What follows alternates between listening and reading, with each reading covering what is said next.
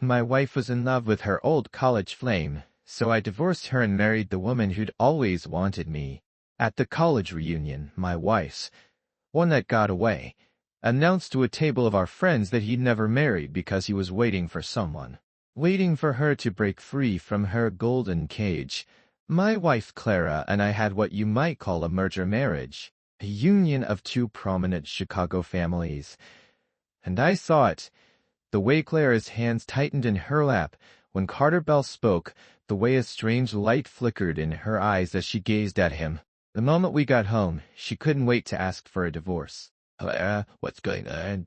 Why so sudden? I already knew the answer, but I needed to hear it from her, because this wasn't real. Mason, she turned to face me, her eyes as calm and deep as undisturbed water. This was an arrangement, not a marriage. It felt more like a cage. I want to be free. I want to find all of that's real. A marriage built on passion, not a business deal. Cage, the word was a needle, pricking my heart with 1,000 tiny points of dull, aching pain. Clara and I have been childhood sweethearts. We've been married for 5 years. Our son was 3. Yes, it started as an alliance between our families, but in the day-to-day rhythm of our lives, I had fallen deeply in love with her. I loved her. I loved our home, and more than anything, I left our little boy, and all of it to her was just a cold, gilded cage. I stared at her, a hot pressure building behind my eyes. Clara, I said, my voice thick. We grew up together. We've been married for 5 years. We have a son. Was all that just decoration inside your cage? Just things? I never saw it as just a deal. I love you. I love our boy. I love this family. I've been giving this marriage everything I have. For a moment, a flicker of doubt crossed her face, but it was quickly replaced by that same placid resolve. Seeing the look on my face, she hesitated. After we divorce, you could try to win me over again. We could date like normal people. If we fall in love for real this time, we could even get remarried. A bitter, silent laugh echoed in my head. 5 years of marriage was a cage. But now she wanted to talk about dating? Was she truly that naive? Or was she just lying to herself? I swallowed the bitterness and anger, looked her straight in the eye, and said, with a finality that surprised even me, Clara, if you're sure this is what you want, I'll respect your decision. But I think you should be damn sure. I don't need to think. She cut me off, her voice serious, each word deliberate. I want a marriage based on love, not an obligation. I refuse to be a pawn in some dynastic game anymore. Looking at that stubborn set of her jaw, I knew it was over. 5 years of my life, of our life, couldn't compete with the fantasy of true love. Couldn't stand against a few whispered words from the one that got away. The next day, we went to the courthouse. Like I said, I respected her choice. If her heart was set on leaving, there was no point in holding on. You can't hold on to sand. When we walked out of the clerk's office, Carter Bell was waiting by the entrance, holding a massive bouquet of red roses, dressed in a sharp, tailored suit. Clara, congratulations on breaking free. This is the first day of your new life. He offered the flowers to her, his eyes gleaming with a smug, triumphant smile. Carter, what are you doing here? I told you not to come. Her words were a weak protest, but her hands eagerly accepted the bouquet. So they've been coordinating this all along. Not that I was surprised. Clara glanced at me, a hint of admonishment in her tone. You should take a page from Carter's book. Mason, learn to be more romantic. I was speechless. After we got married, Clara had thrown herself into her art, her paintings, leaving every mundane detail of our life to me. I was running to family companies, spinning like a top from dawn till dusk. It wasn't that I didn't know how to be romantic. I remembered the time I'd send her roses, what she said then. That it was tacky. Turns out the flowers weren't tacky. It was just the man who sent them. I let out a small, sharp sigh. At this point, I no longer saw her as my wife. Whatever she said, since her knight in shining armor was so eager to take over, there was no reason for me to stick around. But before I got in my car, I turned back to her one last time. Clara, we're not officially divorced yet. There's a mandatory waiting period. Try to have some discretion. The last thing I needed was her personal drama tanking our company's stock. I know, she replied. Carter, overhearing this, immediately bristled. What? Not divorced? Why not? Oh, I get it. A look of dawning comprehension crossed his face, and he turned to me. Mason, you're dragging this out. Are you? You won't let her go? How could you? You've trapped her for 5 years. Just give her the freedom she deserves. I frowned, having no intention of engaging with him. Clara quickly explained. No, it's not like that, Mason agreed. It's just, there's a 1-month cooling-off period required by the state. A 1-month waiting period, Carter muttered. Then he looked at me, his tone dripping with faux understanding. Oh, I see. For a second there, I thought you were still refusing to let her go. I rolled my eyes, pulled my car door open, and got in. I started the engine and drove away without a backward glance. In the rearview mirror, I saw Clara waving in my direction as if she had more to say.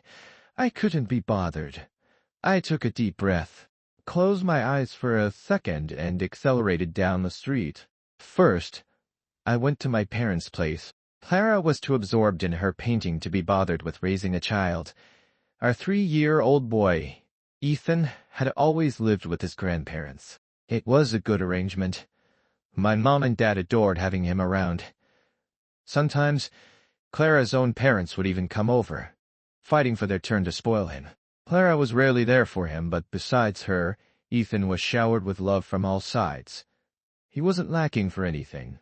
It suddenly occurred to me that without Clara, our family wouldn't really be losing much at all. Daddy, the moment I walked in the door, the little guy toddled over for a hug. Holding my son, a warmth spread through my chest, melting away half the bitterness I felt from Clara.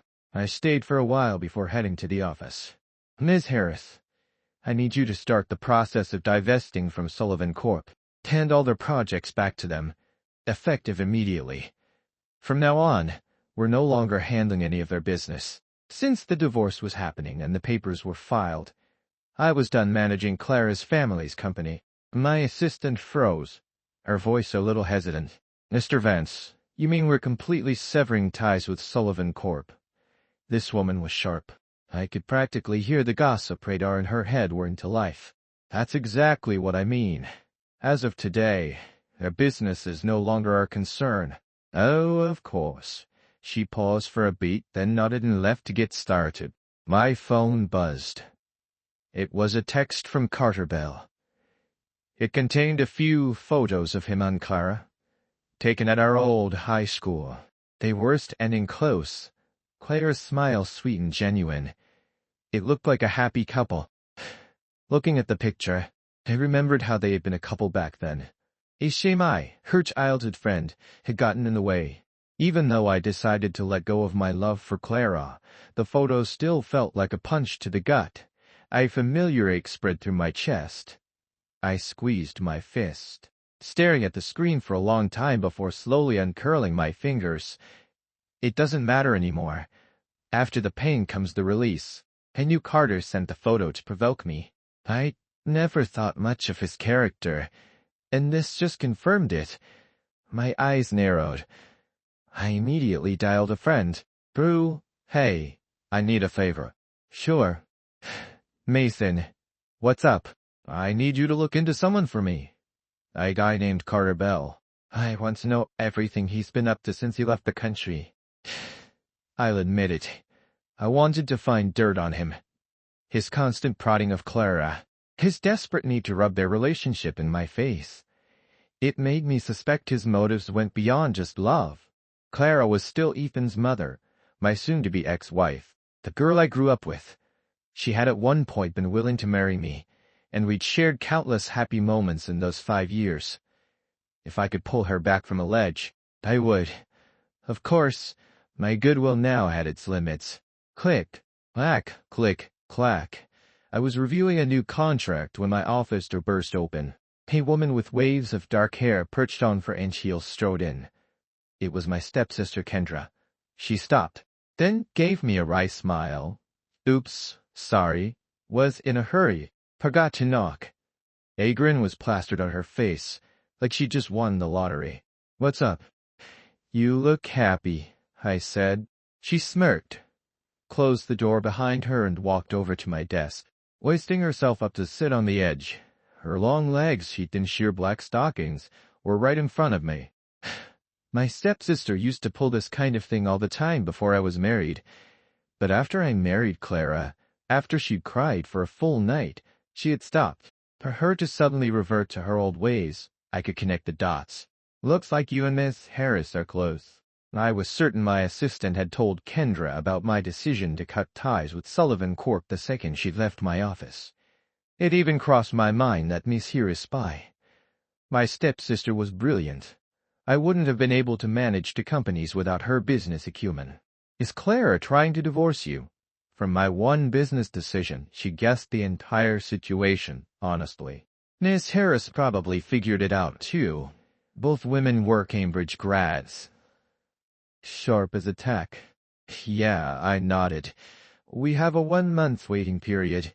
She raised an eyebrow. Do Mom and Dad know? I haven't told them yet.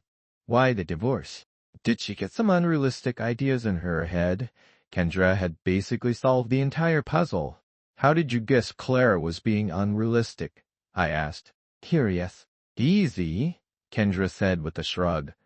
Clara's always been unrealistic, lives in her own little fantasy world. And those paintings of hers, if you weren't the poor fool secretly paying millions for them, they'd be worth about $5. I had to admit, Kendra's read on people was better than mine, but I wasn't that either. I followed her logic. So you've been betting against us from the start. That's why you never got married, never even had a serious boyfriend. You were just waiting for us to implode so you could swoop in. I knew she was in love with me deeply. I remembered at my wedding she cried for nights, finally showing up to the ceremony with her eyes red and swollen. That's right. I was waiting for you to get a divorce so I could take my shot. She admitted her intentions without a hint of shame, then reached out and playfully hooked a finger under my chin. So for waiting all these years, how about you give me a chance after the divorce? I let out a dry laugh. You really want me that bad? She placed a hand over her heart, her gaze direct. You don't get it. Mason, when you can't have what you want, there's this void. It's always empty. She leaned in closer, her voice dropping to a low, intense whisper, her eyes holding the same stubborn fire I used to have for Clara. Right now, I'm looking at you like a dying man looks at water. As she spoke, her fingers traced a light path across my chest. The taste is terrible. I didn't think I deserved that kind of devotion from her, but I was willing to try. I reached out and gave her a light pat on her thigh. Go home and wait, I said with a smile. In 1 month, you'll get what you've been waiting for. At my answer, an even wider smile bloomed on her face, the corners of her mouth pulling up uncontrollably. As Kendra left my office, I could hear her giddy, almost unhinged laughter echoing down the hall. Then I heard her making an executive decision for me. Miss Harris, let everyone know Mr. Vance said to double this month's performance bonuses. A wave of cheers erupted from the bullpen outside. I just shook my head, but after Kendra's visit, the jagged pieces of my heart, shattered by my failed marriage, didn't seem to hurt quite as much.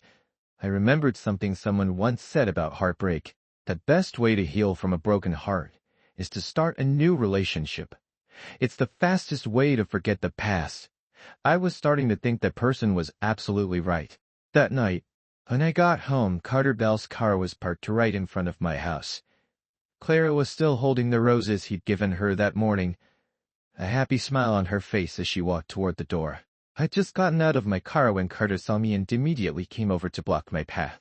"Clara had a wonderful time with me today," he said, a victor's smile playing on his lips. "Okay, good to know." I felt nothing. My response was flat, devoid of emotion. You're not angry?" Carter asked, clearly confused. "Yeah, I'm angry," I admitted honestly, trying to step around him. He blocked me again. "The person Clara has always loved is me.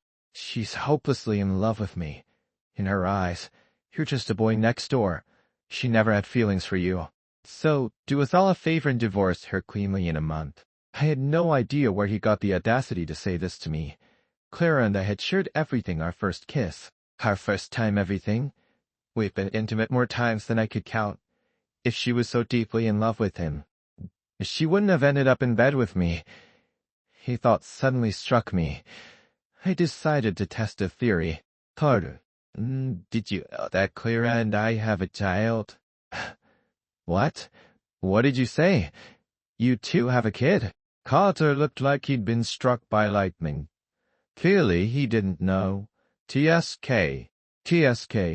Pathetic.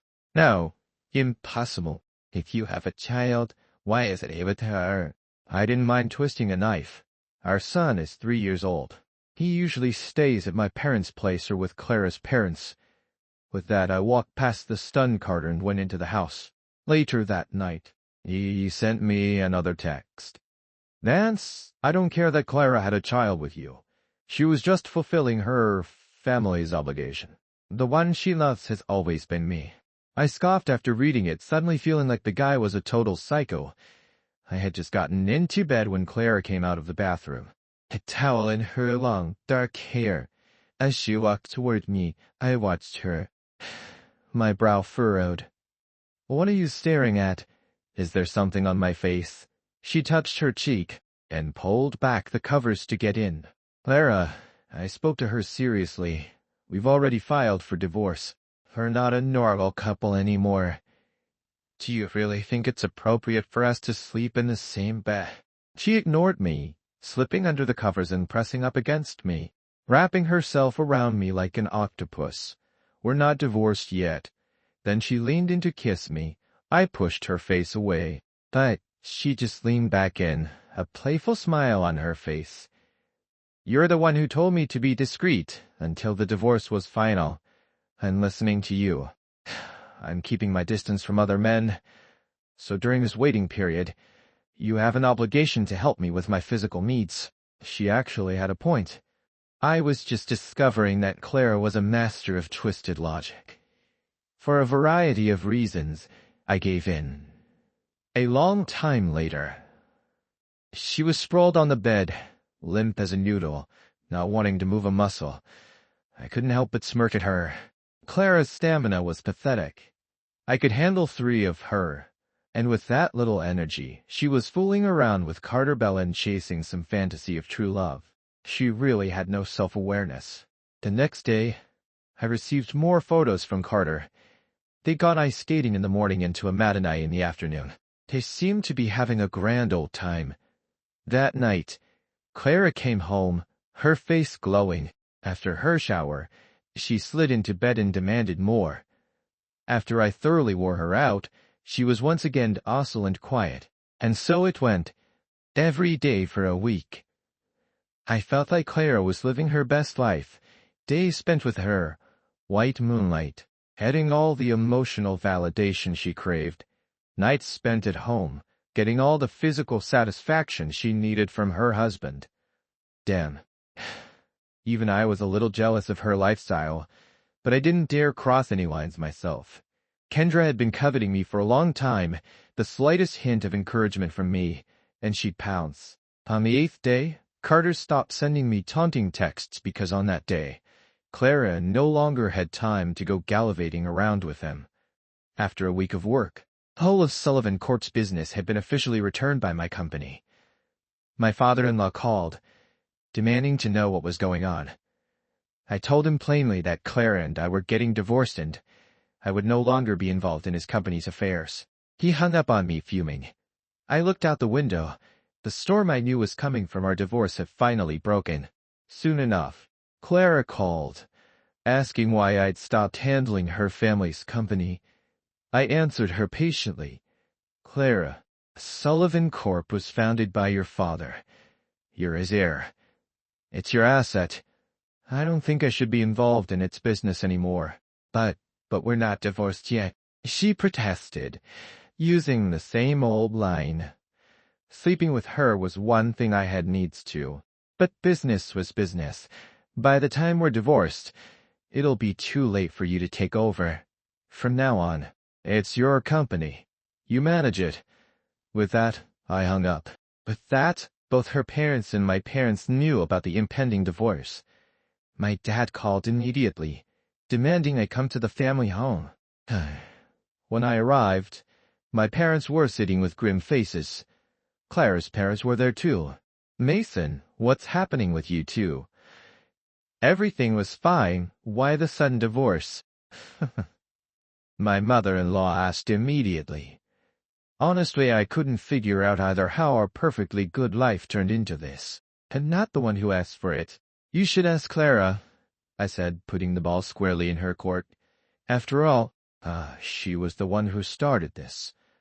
Just then, the door opened and Clara walked in, with Carter Bell trailing right behind her. Dad, Mom, did Mason ask you to call me back? Is he trying to get you to stop me from divorcing him? Hearing that, my in-laws knew it was true. Just as I'd said, it was Clara who wanted the divorce. Nonsense. Her father slammed his hand on the table, turning on her. What is wrong with you? Why are you suddenly making such a scene about a divorce? Clara stammered, then took a breath and said defiantly, I want a marriage based on true love. Being with Mason isn't that. I don't want to live like this anymore. You. Her father was so angry he could only point at her, his whole body trembling. My own parents just frowned, their expressions hardening. They had never been fully on board with my marriage to Clara, always preferring my stepsister, Kendra. It was I who had accepted my father-in-law's proposal, using the merger as a pretext to marry the girl I loved. Now, hearing that she wanted out and with such a defiant attitude, they were furious. And who is he? Her father's gaze suddenly fell on Carter. This was a family matter. For an outsider like Carter to be standing there so brazenly was completely out of line. Mr. Sullivan, Clara's new executive assistant, Carter Bell. You could just call me Carter. I understood immediately. Clara had taken over Sullivan Corp and hired Carter as her assistant. I don't care who you are. This is our family's private business. You need to leave. My father said, waving a dismissive hand to Carter. He was speaking for my father-in-law as well. But Carter, clueless as ever, interjected. Sir, you should respect Clara's wishes. Everyone wants to find true love these days. You shouldn't trap her in an arranged marriage. At this, my father-in-law's face went white with rage. He pointed at Clara and then at Carter. What did you just call her, Clara? Such an intimate form of address was not something an assistant should be using. Carter puffed out his chest. Clara and I were high school classmates. We're soulmates. If you all hadn't forced her into this merger, she and I would have been together a long time ago. My parents and in-laws stared wide-eyed. Even Clara frowned, looking at Carter with a confused expression. Who told you we forced our daughter into anything? Her father demanded, stepping toward Carter. Carter just shrugged. Well, didn't you? Carter, leave. This doesn't concern you, Clara said quickly, trying to usher him out. But the guy was relentless. As he walked out, he added, Mr. Sullivan, these kinds of dynastic marriages are feudal cages. This should have been abandoned long ago. A marriage based on love is what Clara wants. Please respect her wishes. After Carter left, my mother muttered under her breath, Is that the other man? To so blatantly interfere in someone's family affairs was clearly beyond the scope of an assistant's duties. Hearing the words other man, Clara quickly defended herself. Carter and I have never even touched. He's not the other man. Then what is he? My mother shot back, then turned to my father-in-law, Frank. I think your daughter might not be thinking clearly. I don't think there's any point in continuing this conversation. You should take your daughter home. She wants a divorce. Our family agrees. But let's be clear about one thing. Ethan stays with us. We don't trust your daughter to raise him. My mother's words were concise, and they represented the entire family's stance. Even my father-in-law couldn't find anything to say. We'll go home for now. We can discuss the divorce in a few days, he said, grabbing Clara's arm to leave. But Clara hesitated. My mother's cold dismissal seemed to make her realize that things were spiraling out of her control. Seeing her reluctance, my mother said, without a trace of warmth, "Show them out." That evening, Clara got out of Carter's car, looking distracted, and walked toward the house. "Clara, you're about to be divorced. Why do you still go back there every night?" Carter asked from the car window, his face a mask of frustration. Clara had never let him so much as touch her, and it was driving him crazy. It was like staring at a feast he was forbidden to eat. The nights were torture. Clara heard him, looked up at the house, but didn't answer. She just walked inside. She couldn't explain it herself, why every night she dutifully returned here. Why she couldn't even bring herself to sleep in a separate room from the husband who had caged her. When she walked in and saw me, her gloomy mood lifted slightly.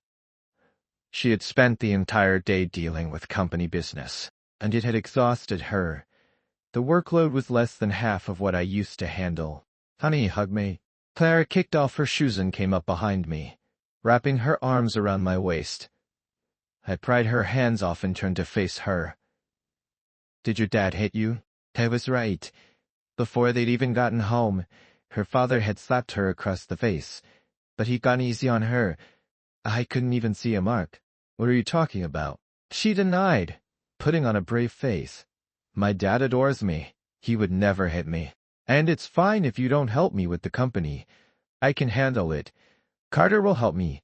As she said this, she stared at me intently, as if there was a hidden meaning in her words. We were about to be divorced. I couldn't be bothered to decipher her. I just handed her a pair of chopsticks. "Dinner's ready." Seeing that my reaction wasn't what she'd hoped for, Clara pouted.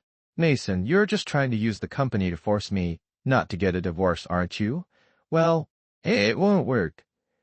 I am perfectly capable of running the company myself." I said nothing, just picked up some food and chewed.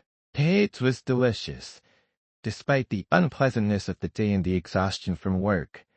After a shower, Clara saw me lounging on the bed, scrolling through my phone, and was once again annoyed. "Honey, let's go again tonight," she said, a competitive glint in her eye as she pressed against me, demanding more. Less than 5 minutes later, just as I was getting into it, she couldn't take it anymore, crying out that she couldn't continue. TCH. I scoffed as I usually did. All talk and no game. That was Clara. For the next few weeks, we lived in this strange limbo. Carter was still at it, sending me intimate photos of him and Clara every few days, a tender moment in the office. A 2-person lunch in a company cafeteria. All of them were work-related.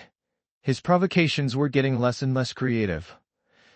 Clara was now working like a dog at the office all day, coming home to wrestle with me at night and sleeping in on the weekends. She had no time to wander around with Carter. The office photos were too professional to have any real sting compared to the ones they took when they were out on the town. I was getting bored. I muted his notifications. Before I knew it, the 1-month waiting period was over. We were back at the courthouse. When we walked out, the marriage license in my hand had been replaced with a divorce decree. It was finally over. I let out a long, deep breath.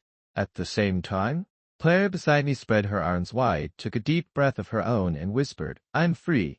She was like a bird that had finally escaped its cage. Then she turned to me and smiled. "Mason, you're free, too." "Yeah," I said, just then.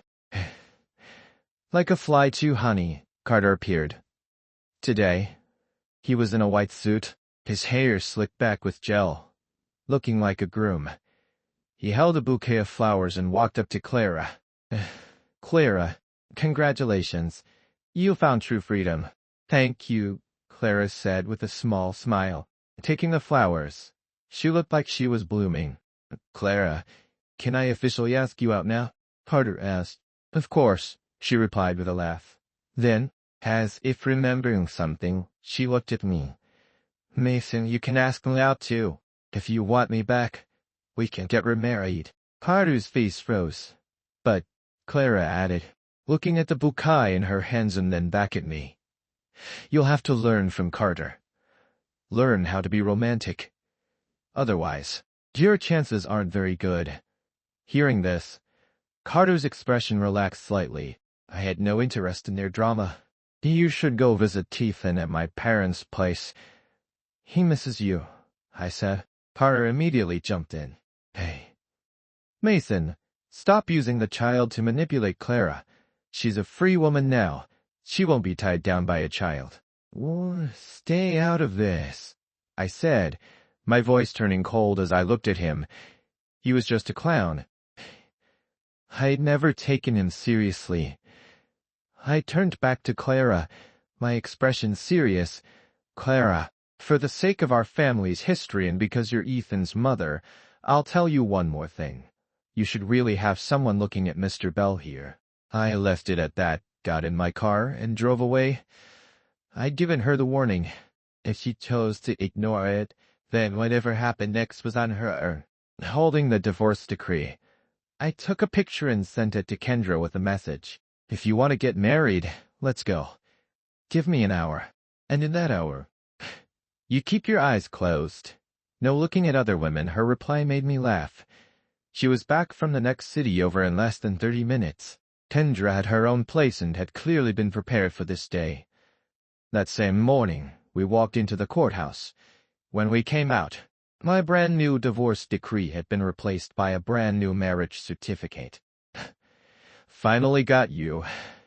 Outside the courthouse, Kendra held my face in her hands, as if I were a long-coveted prize, and kissed me again and again, covering my face in lipstick marks. Not long after we were married, Claire posted on Instagram for the first time in ages. It was a photo from a high-end restaurant, showing her in the silhouette of a man. I couldn't see his face, but I knew it was Carter. The caption? For couples only. Sorry, I didn't have time to look closely. While they were enjoying their couple's special, I was directing the movers in the house I used to share with Clara.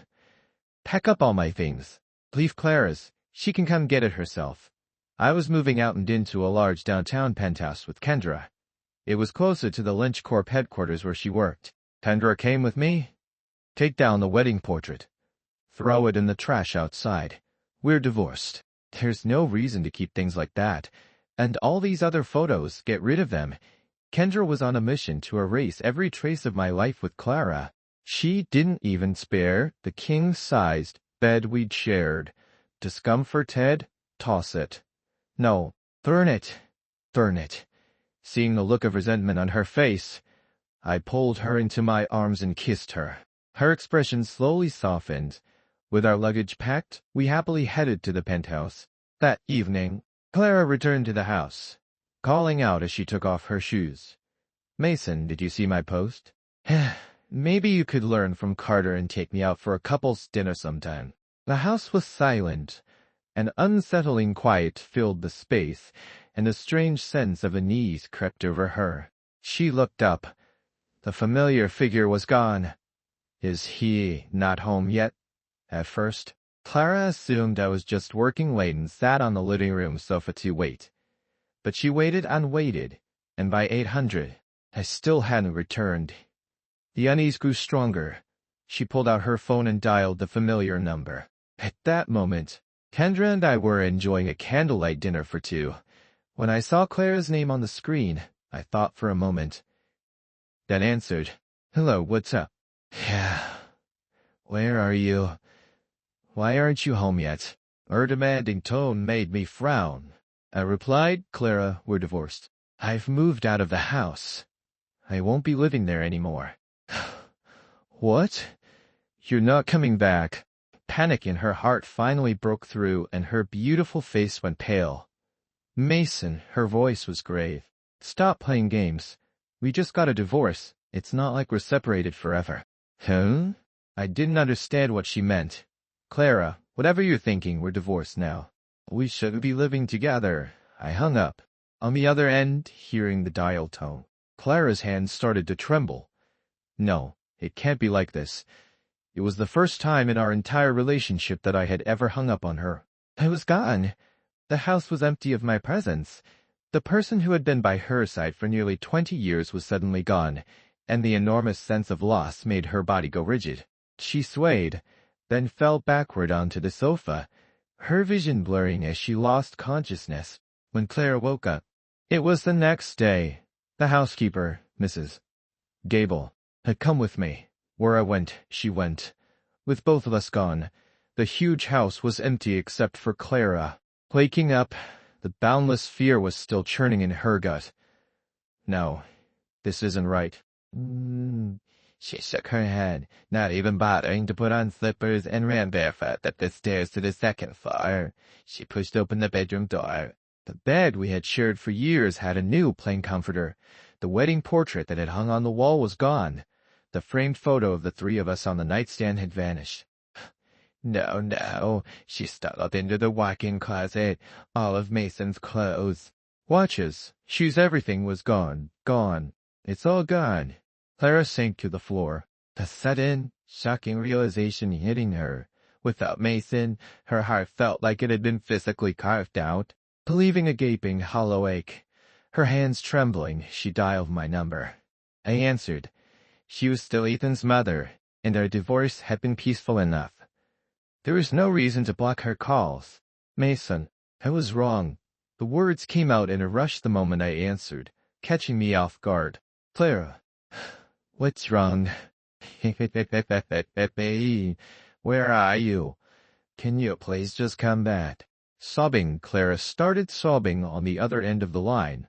I felt Kendra stir beside me. Her eyelashes fluttered, but she didn't open her eyes. I leaned down and kissed her on the lips. She finally gave up the pretense and opened her eyes, giving me a playful glare. I turned my attention back to the phone. Clara, I told you, we're divorced. From now on, unless it's about Ethan, please don't call me. Then I hung up. Clara didn't give up, calling several more times. I didn't answer. She finally stopped. A few moments later, a long text message came through. I opened it. The entire thing was a stream of, I was wrong. Saying that it wasn't until I left that she realized she truly loved me, that she was filled with regret, and begging me to come back. I read it and didn't reply. She sent several more. I stopped even opening them. What? Your ex-wife has regrets? Kendra asked, seeing me ignore my phone. Yeah, I nodded. So, are you gonna go back to her? Kendra's question was serious. I laughed. A little late to close the barn door. Don't you think? Haven't you heard the saying, a late confession of love is worth less than dirt? The meaning was clear. Go back? Not a chance. I didn't know the address of my penthouse. She went to my parents' house to find me, but my mother turned her away. Then she tried to ambush me at the office. Before, as my wife.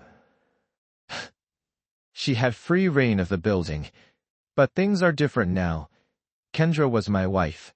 Kendra, anticipating this, had already instructed security not to let her in. After being blocked at the company entrance for 2 days without even catching a glimpse of me, Clara started to unravel. She got a megaphone from somewhere and stood on the street below my office shouting, I was wrong, over and over again. The noise was giving me a headache. I finally went downstairs to see her with Kendra on my arm.